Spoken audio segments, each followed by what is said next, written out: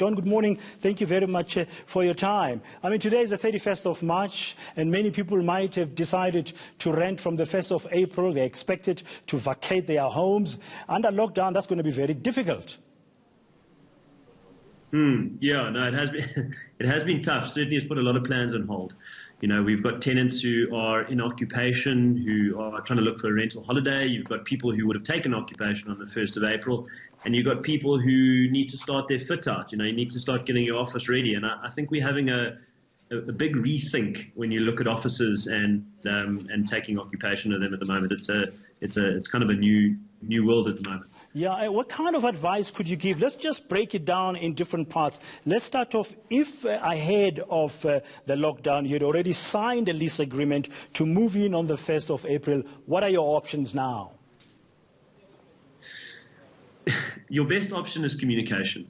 You know, I think a lot of the landlords are the message to us certainly is, you know, come and talk to us. You know, we have various different structures which you can propose to the tenants, for example, and the big landlords, you know, the listed guys are saying, guys, come and talk to us. It's not perfect. We're not going to be able to just say to you, listen, don't pay us rental, because they will go out of business. But there might be an opportunity to try and structure something. And certainly a lot of people are getting advice, getting professional advice, and seeing where they can try and get some form of rental abatement, rental restructure. And that's really what it's about at the moment, communication. Everyone needs to communicate, and there's a good feeling of, you know, dare I say, Ubuntu. You know, everyone's trying to work together. Everyone's trying to muddle through this together. It's not happened before. It's a new normal. Yeah, and that payment holiday that you might want to negotiate with a landlord, could that take into account the deposit that you put down when you rent it, for example? Certainly, yeah. You know, we've seen various different structures getting proposed. The one, obviously, is that you take a rental holiday now and you shift that out to the end of the lease. So you extend your lease by a certain term, or maybe a little bit more than that holiday, giving the landlord some benefit, but also giving you a benefit of the cash flow right now. The other one is to take that rental holiday and capitalize it into the back end of the lease, so you end up paying higher rental for the second half of the lease. Another one is to try and drain down your deposit a little bit, which is kind of an agreement between yourself and the landlord to say, listen, can we eat into the deposit? We will replenish it in 6 months' time.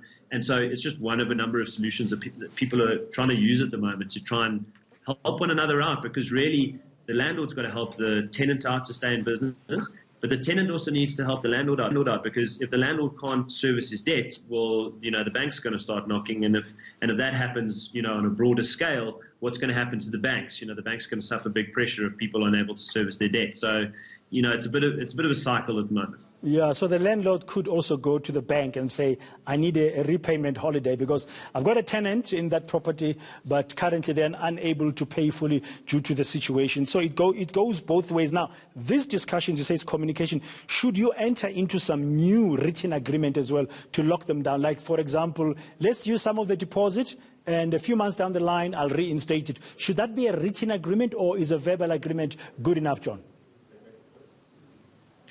You always want to go to written. You know, a verbal agreement can probably get across from a legal perspective, but everything must always be written. Otherwise, there needs to be an understanding. Otherwise, any sort of changes to an original lease agreement that you have always need to be recorded in writing, agreed to by both parties. Otherwise, it becomes a bit of a he said, she said when it gets to the end of it.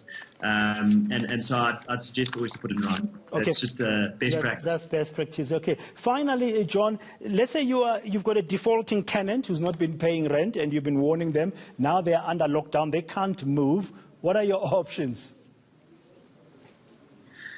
It's difficult, huh? You know, in the lease agreements, we look to, you know, a lot of people have been talking about force majeure. And, you know, if you actually have a force majeure clause in your lease agreement, it needs to stipulate what type of force majeure we're talking about, how long would that period be for that, you know, neither of us can perform, the landlord can't give you the space, and we can't pay the rental. If you don't have a force majeure clause, you can go back to common law, the supervening impossibility of performance, you know, and so there are all of these type of things that you need to look at. So you really need to have a professional actually look at your agreement to understand it and to advise you. But on the landlord side, you know, you're gonna if your tenant starts defaulting, can't perform, you are either going to sue for specific performance, or you're going to try and work with them to find a solution. And I would suggest in this market that everyone needs to be working together to find a solution. It really is a case of everyone working together. When you look at employees, let's work together so we can all keep this business going. Let's not say, well, it's us versus you. It's very much, let's all work together. You hear people, in our neighborhood, everyone's clapping at 7 o'clock at night, and everyone's trying to work together to try and get something done here, because we need to keep the wheels of this economy turning, and people need to understand that everyone's in the same boat. So it's an interesting time. Thank you very much, John. Interesting time, unprecedented times. We've never lived through such times, but he's appealing for people to work together. That's the CEO of Galeti Corporate Real Estate, John Jackson.